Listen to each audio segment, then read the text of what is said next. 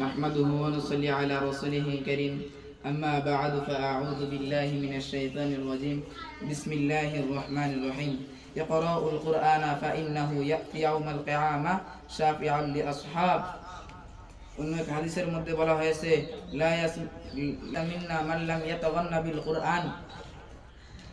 রাসূল সাল্লাল্লাহু আলাইহি ওয়াসাল্লাম প্রথম যে হাদিসটা আপনাদের সামনে আমি বললাম, এই হাদিসের মধ্যে রাসূল সাল্লাল্লাহু আলাইহি ওয়াসাল্লাম বলেন তোমরা কোরআন তেলাওয়াত করো, কেননা কিয়ামতের দিন কোরআন তেলাওয়াতকারীদের জন্য সুপারিশকারী হবে।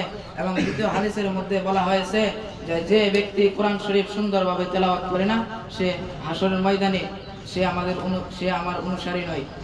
ইসলামী আকায়েদের মধ্যে বলা হয়েছে যে কোরআন শরীফ 23 বছরে অবতীর্ণ করা হয়েছে এবং স্বয়ং আল্লাহ তাআলা পাক রব্বুল আলামিন পবিত্র কোরআন শরীফের মধ্যে ইরশাদ করেন শাহরু রমাদান আল্লাযীনা উনজিলা ফীহিল কুরআন, রমজান মাস হলো ওই মাস যেই মাসের মধ্যে কোরআন শরীফ অবতীর্ণ করা হয়েছে। এর মধ্যে বোঝা যায় যে কোরআন শরীফ রমজান মাসে অবতীর্ণ করা হয়েছে। এবং কোরআন শরীফের আরেক জায়গার মধ্যে ইরশাদ করেন ইন্না আনজালনাহু ফি লাইলাতিল কদর, আল্লাহ বলেন আমি ওই কোরআন মাজিদ শবে কদর রাতে অবতীর্ণ করিয়াছি। এখানে তিনটি কথা বলা হয়েছে এবং এই তিনটা থেকে কোনটি সঠিক এটা আমাদের জানা দরকার আছে কি নাই?